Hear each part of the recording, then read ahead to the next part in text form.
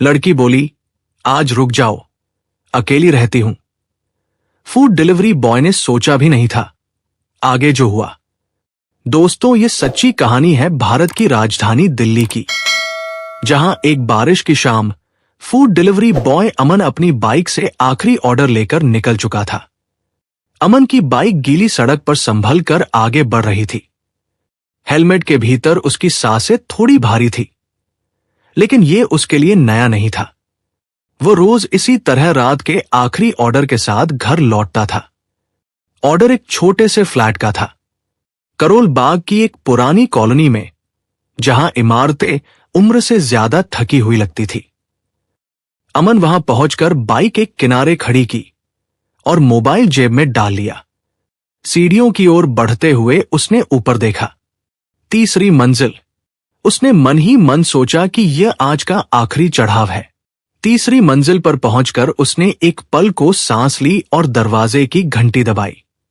कुछ सेकंड तक कोई हलचल नहीं हुई। फिर दरवाजा खुला। सामने एक खूबसूरत सादगी से भरी लड़की खड़ी थी। उसका नाम था अनन्या।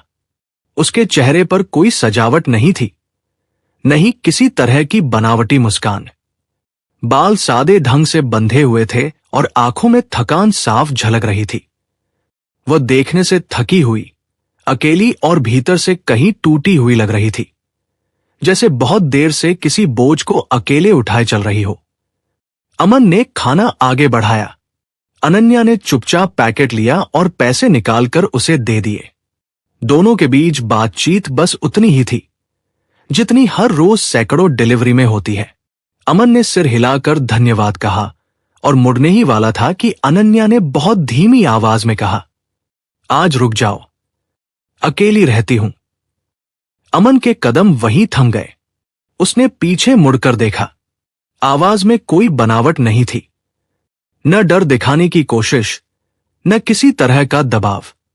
बस एक सीधा सा वाक्य था जो शायद बहुत देर से उसके भीतर अटका हुआ था।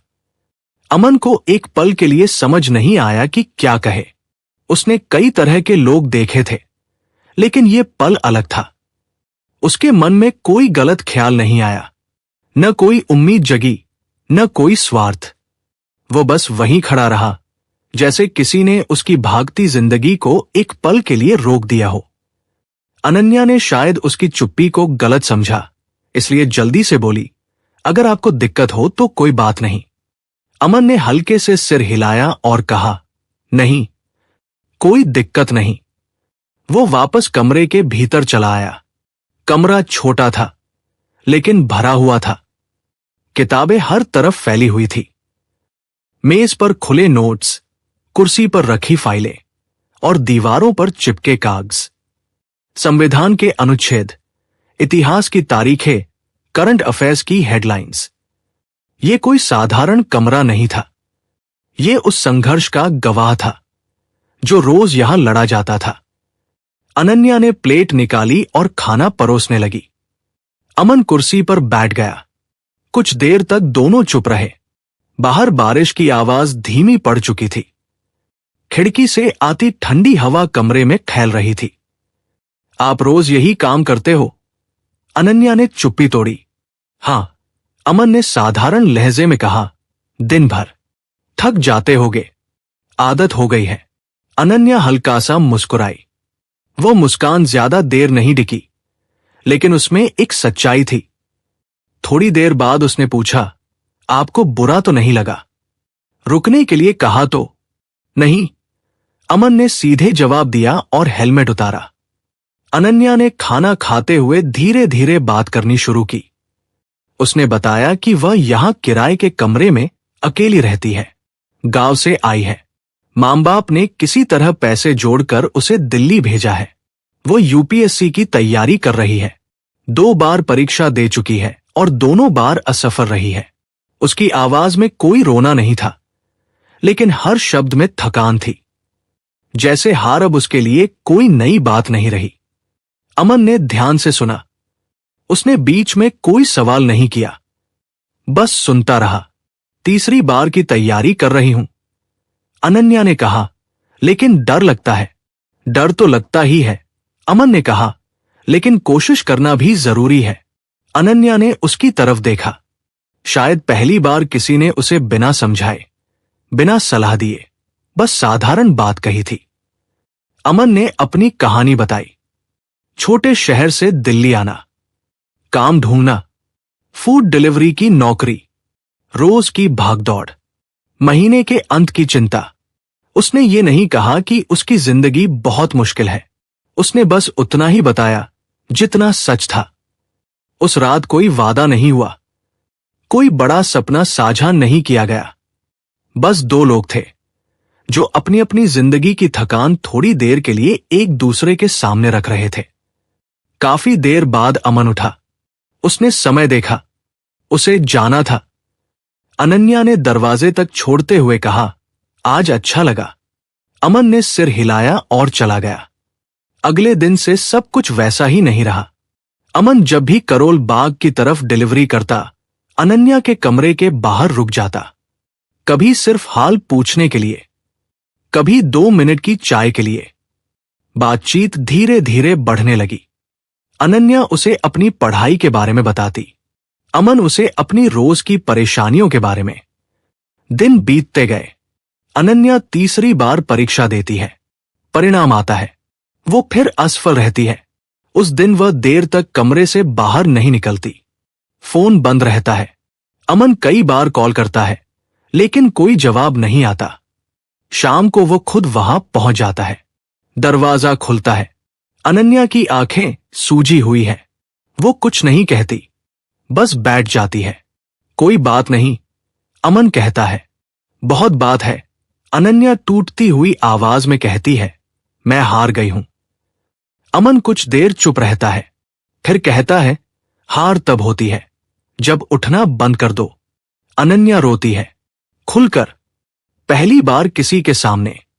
उसके आंसू थमने का नाम नहीं ले रहे थे। ऐसा लग रहा था जैसे बरसों से भीतर दबा हुआ सारा दर्द अचानक रास्ता पा गया हो। वो कुर्सी पर बैठी थी, सिर झुका हुआ, दोनों हाथों से चेहरा ढके हुए। कंधे बार बार कांप जाते। कभी वह सिसकती, कभी बिना आवाज के आंसू बहते रहते। अमन सामने बैठा था। उसने एक बार भी ये नहीं कहा कि मत रो। वह जानता था कि कुछ आंसू रोके नहीं जाते, उन्हें गिरने देना ही राहत देता है। कमरे में सन्नाटा था। बाहर गली में पानी टपकने की आवाज आ रही थी। कहीं दूर से किसी बाइक के गुजरने की हल्की सी गूंज सुनाई देती। फिर सब कुछ फिर शांत हो जाता। समय जैसे थम गया था। काफी देर बाद अनन्या ने धीरे धीरे चेहरा उठाया। उसकी आंखें लाल थी, पलकें सूजी हुई, आवाज भारी। मुझसे अब और नहीं होगा अमन, उसने कहा। मैं सच में थक गई हूं। अमन ने बहुत शांत आवाज में जवाब दिया, अभी तुम थकी हुई हो। जब इंसान बहुत थक जाता है तो हर रास्ता बंद लगता है। अनन्या ने सिर हिलाया। ये सिर्फ थकान नहीं है, ये डर है। मुझे लगता है कि मैं अपने मां बाप को धोखा दे रही हूं। उन्होंने हर बार किसी तरह पैसे जोड़े, खेत गिरवी रखे, रिश्तेदारों से उधार लिया, और मैं हर बार फेल होकर बैठ गई। उसकी आवाज टूट गई। मैं उनसे क्या कहूं कि एक बार और मौका दो। अमन कुछ देर चुप रहा। वह जानता था कि यह सवाल सिर्फ शब्दों का नहीं है, यह आत्मसम्मान का सवाल है। सच कहो, उसने कहा, कि तुम भाग नहीं रही हो, कि तुम कोशिश कर रही हो। अनन्या ने कड़वी मुस्कान के साथ कहा, सच सुनने के लिए भी हिम्मत चाहिए अमन। मेरे मां बाप के पास अब वो हिम्मत नहीं बची है। उस रात अमन देर तक वहीं बैठा रहा। कोई बड़ी बात नहीं हुई, बस इतना तय हुआ कि अनन्या अभी कोई अंतिम फैसला नहीं करेगी। जब अमन उठा तो रात काफी हो चुकी थी। अनन्या उसे दरवाजे तक छोड़ने आई। दोनों के बीच कोई औपचारिकता नहीं थी, लेकिन एक अनकहा भरोसा था। कल बात करेंगे, अमन ने कहा। अनन्या ने धीरे से सिर हिला दिया। अगले कुछ दिन अनन्या के लिए बहुत भारी रहे। वो सुबह उठती तो थी, लेकिन उठने का मन नहीं करता था। किताबें सामने रखी रहती, लेकिन पन्ने खोलते ही आंखें भर आती। कई बार वो बस खिड़की के पास खड़ी होकर बाहर देखती रहती। लोग अपने अपने काम में जा रहे होते, कोई चाय पी रहा होता, कोई हंसते हुए फोन पर बात कर रहा होता। उसे लगता जैसे सबकी जिंदगी आगे बढ़ रही है और वो वहीं अटक गई है। मोबाइल बार बार हाथ में आता, मां का नंबर दिखता, उंगलियां कांपती, वो कॉल काट देती। अब क्या कहूंगी, ये सवाल हर बार उसे रोक देता। एक दोपहर मां का फोन आ ही गया। उधर से वही अपनापन, वही चिंता। अनन्या कुछ देर सामान्य बात करती रही। फिर मां ने पूछा, बेटा रिजल्ट आ गया क्या? अनन्या चुप हो गई। फिर बहुत धीरे से बोली, ठीक नहीं आया। फोन के उस तरफ कुछ पल खामोशी रही। फिर मां की आवाज आई, जिसमें न डांट थी न शिकायत, बस थकान थी। बेटा, अब हमारे पास ज्यादा पैसे नहीं बचे हैं। ये वाक्य बहुत साधारण था, लेकिन अनन्या के भीतर कुछ टूट गया। उसने फोन रख दिया और देर तक बिस्तर पर बैठी रही। कमरे की दीवारें उसे और नजदीक लगने लगी। छत बहुत नीची महसूस होने लगी। शाम को अमन आया। अनन्या ने सब कुछ बता दिया, फोन कॉल, मां की आवाज, पैसों की बात। बोलते बोलते वो फिर रो पड़ी। मैं अब और बोझ नहीं बनना चाहती, उसने कहा। अमन चुपचाप सुनता रहा। फिर उसने कहा, अगर तुम एक बार और कोशिश करना चाहो तो रास्ता निकाला जा सकता है। अनन्या ने उसकी तरफ देखा। कैसा रास्ता? मैं पढ़ाई का खर्च उठाऊंगा, अमन ने बिना किसी हिचक के कहा। अनन्या जैसे चौंक गई। नहीं अमन, ये मैं नहीं कर सकती, ये बहुत बड़ा बोझ है। अमन ने सिर हिलाया। तभी तो बोझ नहीं बनाना है, तुम बच्चों को पढ़ा लो, पार्ट टाइम। जो कमाओ उससे अपनी जरूरतें निकालो। जो कमी होगी मैं देख लूंगा, इसे एहसान मत समझना। अनन्या देर तक कुछ नहीं बोली। उसके लिए यह आसान फैसला नहीं था। उसने पूरी जिंदगी खुद को किसी पर निर्भर न रहने की सीख दी थी, लेकिन इस बार हालात अलग थे। मैं सोचूंगी, उसने कहा। अगले कुछ दिनों में अनन्या ने पास की कॉलोनी में ट्यूशन ढूंढ ली। 2 बच्चे थे, एक 5वीं में, दूसरा 7वीं में। फीस ज्यादा नहीं थी, लेकिन शुरुआत थी। पहली बार जब वह बच्चों को पढ़ाने गई तो उसके हाथ कांप रहे थे, लेकिन जैसे जैसे उसने पढ़ाना शुरू किया उसे अच्छा लगा। उसे लगा कि वो किसी काम की है। अब उसके दिन पहले से भी ज्यादा लंबे हो गए। सुबह जल्दी उठकर खुद की पढ़ाई, दोपहर में नोट्स, शाम को ट्यूशन, रात को फिर किताबें। शरीर थक जाता, लेकिन मन में एक अजीब सी तसल्ली रहती। अमन भी अपने काम के बाद जितना हो सके मदद करता। कभी नई किताब दिला देता, कभी पुराने नोट्स प्रिंट करवा देता, कभी बस कह देता, आज तुमने बहुत मेहनत की। कई रातें ऐसी आई जब अनन्या ने सिर पकड़ लिया। उसे लगता, मैं ये सब क्यों कर रही हूं? एक ऐसी ही रात उसने अमन से कहा, अगर फिर नहीं हुआ तो? अमन ने बिना सोचे जवाब दिया, तो भी तुम वही रहोगी जो आज हो, ईमानदारी से कोशिश करने वाली। यह बात अनन्या के भीतर कहीं टिक गई। धीरे धीरे उसकी पढ़ाई में फिर से अनुशासन आ गया। उसने टाइम टेबल बनाया, सोशल मीडिया से दूरी बना ली, फोन सिर्फ जरूरत के लिए इस्तेमाल होने लगा। हर दिन वो खुद से कहती, आज का दिन बर्बाद नहीं करना है। महीने बीतते गए। चौथी बार की परीक्षा नजदीक आने लगी। डर अब भी था, लेकिन इस बार डर के साथ भरोसा भी था। वह जानती थी कि उसने कोई शॉर्टकट नहीं लिया। उसने हर दिन मेहनत की थी। परीक्षा का दिन आया। अनन्या सुबह बहुत जल्दी उठी। आईने में खुद को देखा। चेहरा थका हुआ था, लेकिन आंखों में एक अजीब सी शांति थी। जो होगा देखा जाएगा, उसने खुद से कहा। परीक्षा केंद्र के बाहर सैकड़ों चेहरे थे। कोई प्रार्थना कर रहा था, कोई आखिरी बार नोट्स देख रहा था। अनन्या ने गहरी सांस ली और अंदर चली गई। कागज सामने था। सवाल पढ़ते हुए उसके हाथ कांपे, लेकिन फिर दिमाग धीरे धीरे शांत होने लगा। उसने एक एक सवाल हल किया। समय कब निकल गया पता ही नहीं चला। बाहर निकलते वक्त उसने आसमान की तरफ देखा। बादल छंट रहे थे। अब बस इंतजार था। इंतजार सबसे भारी होता है। मेहनत के बाद का इंतजार, उम्मीद के बाद का इंतजार, और उस पल का इंतजार जब जिंदगी ये तय करती है कि अब आगे रास्ता खुलेगा या फिर एक और दीवार खड़ी होगी। अनन्या के लिए ये इंतजार किसी सजा से कम नहीं था। परीक्षा खत्म हुए कई हफ्ते बीत चुके थे, लेकिन उसका मन अब भी उसी दिन में अटका हुआ था।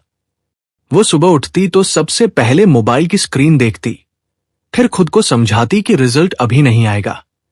फिर भी हर कुछ घंटों में वेबसाइट खोल लेती, जैसे अचानक वहां कुछ बदल जाएगा। अब वो पहले जैसी बेचैन नहीं थी, लेकिन भीतर एक लगातार खिंचाव बना रहता था। किताबें अलमारी में सलीके से रख दी गई थी। नोट्स बंधे हुए थे। अब पढ़ने का कोई मतलब नहीं था। अब सब कुछ उस एक शब्द पर टिका था, रिजल्ट। कई बार उसे लगता इस बार हो जाएगा। कई बार डर लगता कि अगर फिर नहीं हुआ तो क्या बचेगा। हर विचार के साथ उसका सीना थोड़ा और भारी हो जाता। अमन ये सब चुपचाप देख रहा था। वो अनन्या से बार बार ये नहीं पूछता था कि क्या लग रहा है या तुम्हें कैसा लग रहा है, क्योंकि वह जानता था कि ऐसे सवाल किसी का बोझ हल्का नहीं करते। वो बस पास रहता। कभी बिना वजह बाइक लेकर उसके कमरे के नीचे आ खड़ा होता। कभी कॉल करके कह देता नीचे चाय पीने चले। कई बार दोनों ज्यादा बातें नहीं करते थे। चाय ठंडी हो जाती थी, लेकिन खामोशी गर्म बनी रहती थी। दिन बीतते गए। फिर एक सुबह आई जो बाकी सुबहों से अलग थी। उस दिन अनन्या की नींद बहुत जल्दी खुल गई थी। बाहर धूप थी, लेकिन मन के भीतर अजीब सी घबराहट थी। उसने मोबाइल उठाया बिना कोई वजह सोचे। स्क्रीन पर नोटिफिकेशन चमक रहा था। उसकी सांस अटक गई। उसने वेबसाइट खोली। उंगलियां कांप रही थी।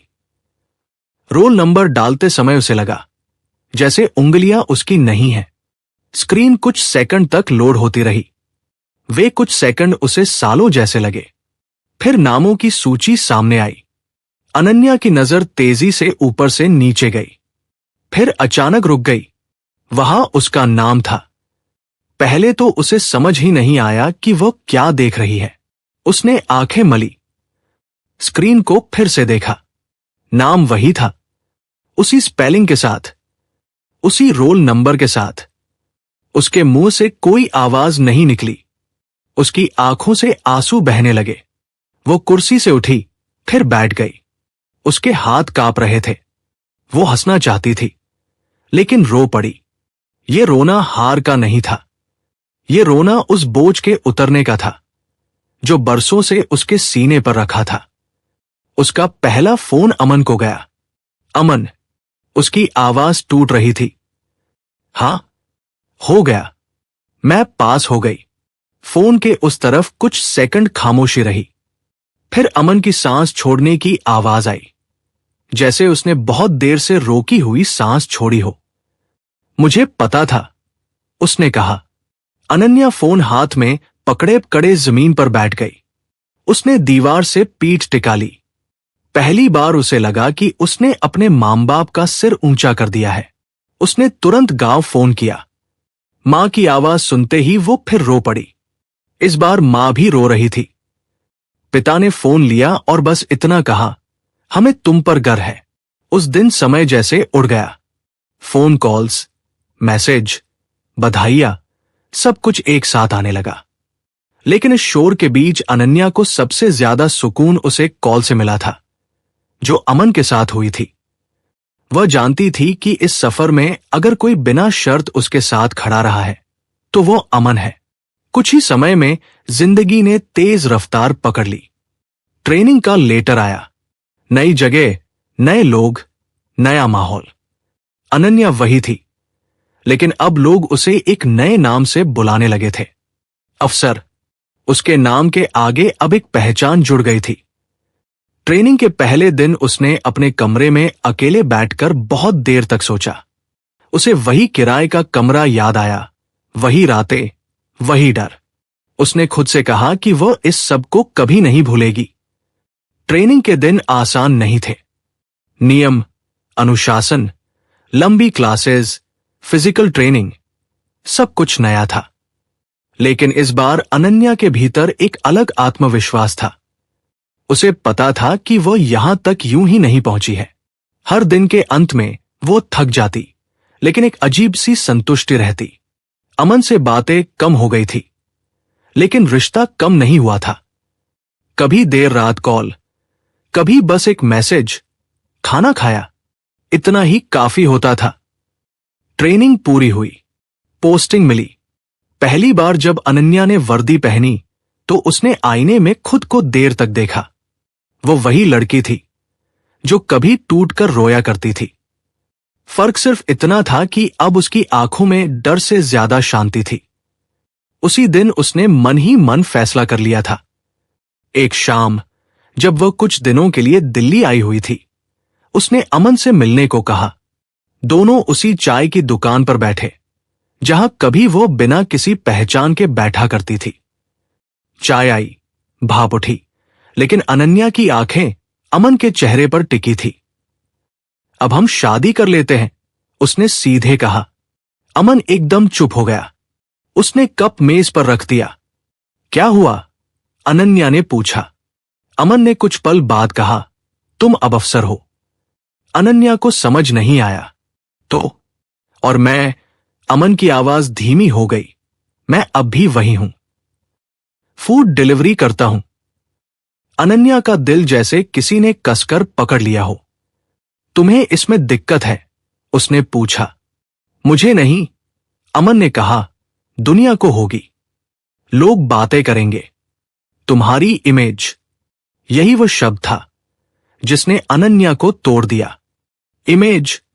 वो लगभग चिल्ला पड़ी। तुम्हारी वजह से मैं यहां तक पहुंची हूं, और आज तुम खुद को छोटा समझ रहे हो। अमन चुप रहा। अनन्या की आंखों से आंसू बहने लगे। अगर तुम्हें ऐसा लगता है, उसने कांपती आवाज में कहा, तो मैं आज ही ये नौकरी छोड़ दूंगी। मुझे पद नहीं चाहिए, मुझे तुम्हारा साथ चाहिए। अमन चौंक गया। उसने तुरंत उसे अपने पास खींच लिया। नहीं, उसने कहा, ऐसा मत कहो। दोनों बहुत देर तक चुप रहे। आसपास की आवाजें जैसे गायब हो गई थी। फिर अमन ने कहा, एक बार अपने मां बाप से पूछ लो। सबसे पहला हक उनका है, उसके बाद किसी और का। अनन्या जानती थी कि यह सही बात है, लेकिन वो ये भी जानती थी कि यह आसान नहीं होगा। वो जब गांव पहुंची तो मां बाप उसे देखकर खुश हुए। बेटी अफसर बन चुकी थी। घर में लोग आ जा रहे थे, बधाइयां मिल रही थी। उसी बीच एक शाम अनन्या ने सबको बैठाया।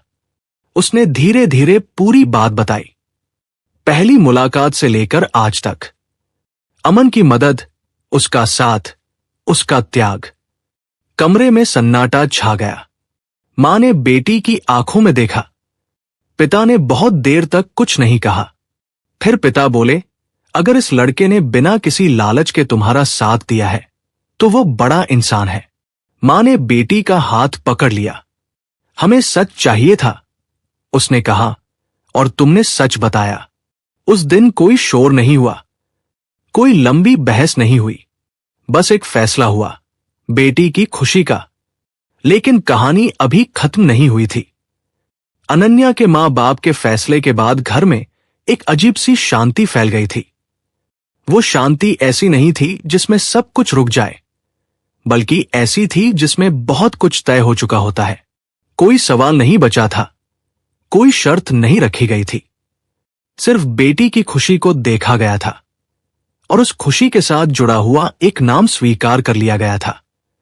अनन्या उस रात देर तक जागती रही, खिड़की से बाहर देखती रही। उसे लग रहा था जैसे जिंदगी ने पहली बार उससे ज्यादा कुछ नहीं मांगा, बस उसे समझा है। अगली सुबह वह दिल्ली लौट आई। वही शहर, वही शोर, वही तेज रफ्तार। लेकिन इस बार उसके कदम थोड़े ज्यादा ठहरे हुए थे। उसे पता था कि अब जो होगा वह जल्दबाजी में नहीं होगा। उसने अमन को मिलने के लिए बुलाया। कोई खास जगह नहीं चुनी, वही पुरानी चाय की दुकान जहां दोनों ने बिना किसी नाम और पहचान के एक दूसरे को जाना था। अमन पहले से वहां था। बाइक साइड में खड़ी थी, डिलीवरी बैग पीछे टंगा हुआ। उसने हेलमेट उतारा और अनन्या को देखते ही खड़ा हो गया।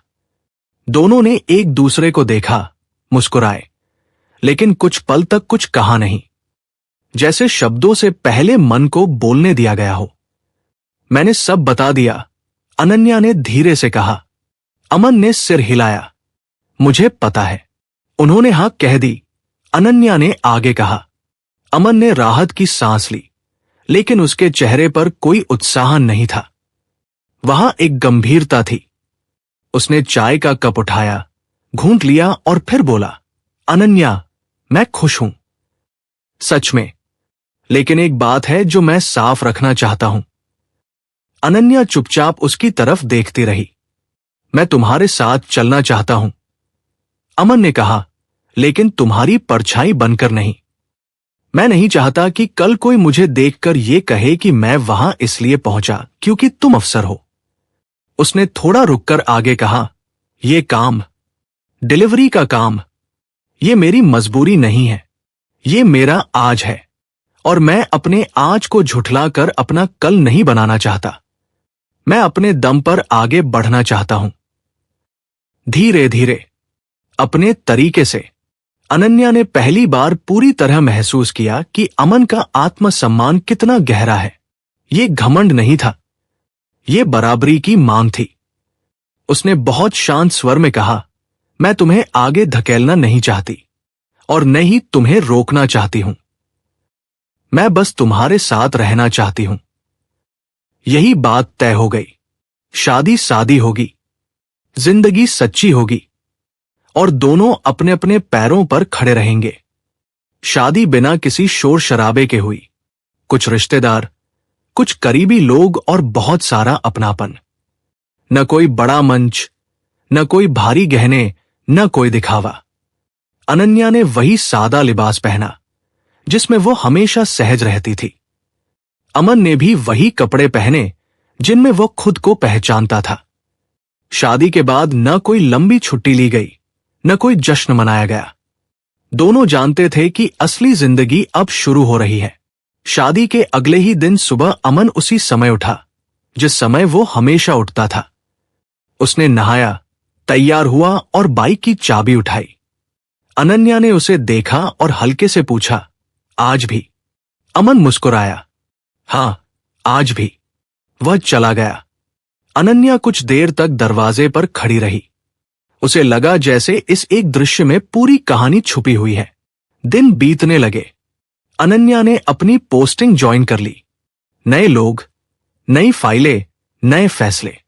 हर दिन उसे ये एहसास दिलाता कि अब उसकी जिम्मेदारी सिर्फ अपनी नहीं रही। वो हर फैसला लेते समय उन रातों को याद करती जब वो खुद से हार चुकी थी, और उसे याद रहता कि अगर आज वह यहां है तो उसके पीछे एक सादा सा इंसान खड़ा रहा है। अमन वही रहा, वही फूड डिलीवरी, वही बाइक, वही शहर, धूप में, बारिश में, ट्रैफिक में। लोग उसे पहचानने लगे थे। कुछ लोग सवाल पूछते, अब तो तुम्हारी पत्नी अफसर है, फिर भी ये काम।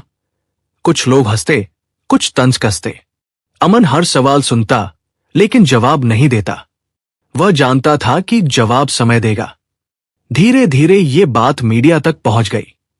एक दिन अनन्या से इंटरव्यू के दौरान वही सवाल पूछा गया जो शायद सबके मन में था। आप आईएएस अफसर हैं और आपके पति आज भी फूड डिलीवरी का काम करते हैं, क्यों? अनन्या ने कैमरे की तरफ देखा। उसकी आंखों में कोई झिझक नहीं थी। मैं चाहूं, उसने कहा, तो मैं उसकी मदद करके उसे सबसे बड़ा बिजनेसमैन बना सकती हूं। रिपोर्टर ने तुरंत पूछा, तो फिर क्यों नहीं करती? अनन्या ने बहुत शांत लेकिन साफ आवाज में कहा, क्योंकि मैं नहीं चाहती कि उसे कभी ये एहसास हो कि वह किसी और की मदद से आगे बढ़ रहा है या किसी के सहारे खड़ा है। उसने थोड़ा रुककर आगे कहा, जिस इंसान ने मुझे तब थामा जब मेरे पास कुछ भी नहीं था, वो मुझसे छोटा नहीं हो सकता। आज भले ही वो मेरे क्षेत्र में नहीं है, लेकिन अपने ही क्षेत्र में, अपने ही दम पर वो एक दिन मुझसे भी ऊपर जरूर होगा। ये जवाब चर्चा बन गया। सोशल मीडिया पर बहस छिड़ गई। किसी ने इसे सच्चा प्यार कहा, किसी ने दिखावा। लेकिन अमन अगले दिन भी उसी तरह काम पर गया और अनन्या अगले दिन भी उसी तरह ऑफिस। घर में उनकी जिंदगी साधारण थी। शाम की चाय, दिन भर की बातें, कभी हंसी, कभी खामोशी। अमन रात को बैठकर हिसाब लगाता। वो छोटे छोटे सपने जोड़ रहा था, अपने दम पर कुछ करने के सपने। अनन्या कभी उसे जल्दी करने को नहीं कहती थी, वो बस देखती थी। एक शाम छत पर बैठे बैठे अनन्या ने कहा, अगर उस दिन तुम नहीं रुके होते। अमन मुस्कुराया, तो शायद हम आज भी किसी और की जिंदगी जी रहे होते। दोनों चुप हो गए। शहर नीचे चलता रहा। ऊपर दो लोग बैठे रहे जिन्होंने एक दूसरे को उस वक्त चुना था जब चुनने के लिए कुछ भी नहीं था। दोस्तों, सच्चा प्यार किसी पद, हैसियत या पहचान से नहीं, बल्कि उस भरोसे से बनता है जो अमन जैसे इंसान मुश्किल वक्त में बिना शर्त निभाते हैं, और उस समझ से बनता है जो अनन्या जैसी लड़की प्यार में भी सामने वाले के स्वाभिमान और आत्मसम्मान को सबसे ऊपर रखती है। क्योंकि वही रिश्ते टिकते हैं जहां प्यार सहारा नहीं, ताकत बनता है। लेकिन अगर आप अमन की जगह होते और आपके सामने अनन्या जैसी जिंदगी से हारती हुई लड़की होती, तो आप क्या करते? क्या आप बिना किसी स्वार्थ के उसकी मदद करते, या फिर बाकी लोगों की तरह उसे नजरअंदाज करके आगे बढ़ जाते? और अगर आप अनन्या की जगह होते और सफलता की ऊंचाइयों तक पहुंच जाते, तो क्या आप अमन जैसे सादे, मेहनती और साधारण लड़के के साथ पूरी जिंदगी बिताने का फैसला ले पाते, या समाज की नजरों से डरकर पीछे हट जाते? अपने जवाब कमेंट में सच्चे दिल से जरूर लिखिए, क्योंकि आपकी एक सोच किसी की जिंदगी बदल सकती है। और अगर ये कहानी आपके दिल को छू गई हो, आपकी सोच को झकझोर गई हो, तो इस वीडियो को लाइक जरूर कीजिए, अपने दोस्तों और परिवार के साथ शेयर कीजिए, ताकि इंसानियत और सच्चे प्यार की ये बात और दूर तक पहुंचे।